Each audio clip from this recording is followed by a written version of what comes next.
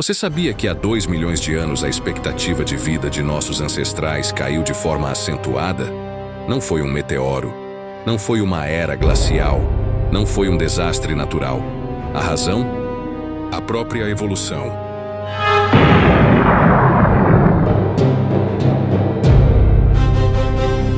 Em um mundo hostil e selvagem, a morte continuava impiedosa com nossos ancestrais da época, o Homo habilis. Em forma de predadores potentes, acidentes e infecções, matava nossos parentes distantes com eficiência assustadora. Porém, esta era introduziu uma novidade às faces da morte. Uma novidade inesperada, pois o que parecia ser um avanço contra a morte se transformou em uma nova forma de espalhá-la. E como sempre, ela estava lá, paciente, observando, esperando e evoluindo junto conosco. O Homo habilis viveu há cerca de 2,4 a 1,4 milhões de anos. Ele era pequeno, com altura entre 1 metro e 1,30 m e peso de 30 a 50 quilos, e parecia frágil diante daquele ambiente implacável. Mas ele carregava algo novo, um cérebro um pouco maior que o do Australopithecus afarensis. Um cérebro que, aos poucos, ousava reinventar a forma de sobreviver e de morrer. Esse hominídeo era onívoro. Além de raízes, frutas e sementes, ele também comia carne. Caçava pequenos animais e até podia ousar abater um animal um pouco maior. Mas a grande diferença estava em suas mãos. Habilis significa hábil ou habilidoso.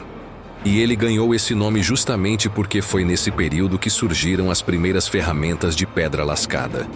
De suas mãos, surgiram facas primitivas, raspadores, martelos rudimentares. Essas ferramentas rústicas não constituíam uma defesa perfeita contra felinos ancestrais, hienas gigantes, grandes répteis ou aves de rapina. Mas contra outros Homo habilis, eram fatais.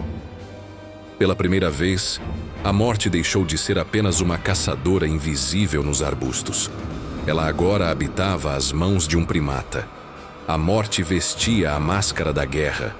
E as primeiras guerras da história não foram entre exércitos, mas entre pequenos bandos disputando comida, água e território. O sangue que antes escorria apenas de presas e garras, agora escorria de pedras empunhadas por mãos humanas. Ferimentos antes impensáveis, cortes profundos, crânios esmagados, se tornaram comuns. Uma disputa por uma fonte de água ou por uma carcaça de animal, que antes terminava em feridas leves e afirmação de hierarquia, agora podia terminar com corpos inertes no chão. Cada ferramenta carregava uma promessa dupla: cortar a carne da caça, ou a carne de outro Homo habilis. A evolução nos deu uma arma, mas não nos ensinou a usá-la sem nos destruirmos. E se essa revelação te intriga, já se inscreve e acompanha, porque a morte sempre esteve aqui e continua se reinventando até hoje. Conflitos e violência dentro da mesma espécie não são incomuns na natureza. Disputas por territórios, recursos e hierarquia já foram observadas em muitas espécies de animais. Entre os primatas, a ciência sabe que chimpanzés, nossos parentes mais próximos, também travam batalhas. Eles formam patrulhas silenciosas, invadem territórios vizinhos e emboscam machos rivais. Ataques planejados, cruéis, que podem durar anos inteiros. Os chimpanzés conhecem a guerra. Os gorilas, por outro lado, raramente matam. Suas disputas são brutais, mas geralmente terminam em exibições de força ou ferimentos graves, não em morte. Já os bonobos, surpreendentemente, encontraram outro caminho. Quase não têm violência letal.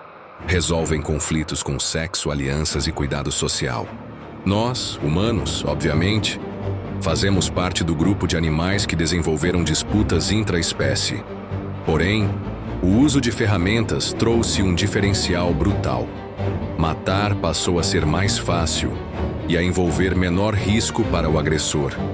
Então, fomos além. Transformamos brigas em massacres, disputas em assassinatos, com pedras e ossos nas mãos, não éramos apenas mais um primata violento. Éramos uma nova espécie, o animal que mais mataria seu semelhante dali em diante. É possível imaginar um grupo pequeno de Homo habilis reunido em torno da carcaça de um animal recém-caçado. As pedras afiadas brilham sob a luz fraca do sol poente, manchadas de sangue e gordura. Um deles se aproxima demais. Talvez queria a melhor parte da carne. Talvez apenas tenha cruzado o limite invisível da posse. O olhar do outro endurece. Um silêncio denso paira entre os gritos das hienas ao longe. Então o primeiro golpe. Uma pedra levantada com força desce sobre o crânio.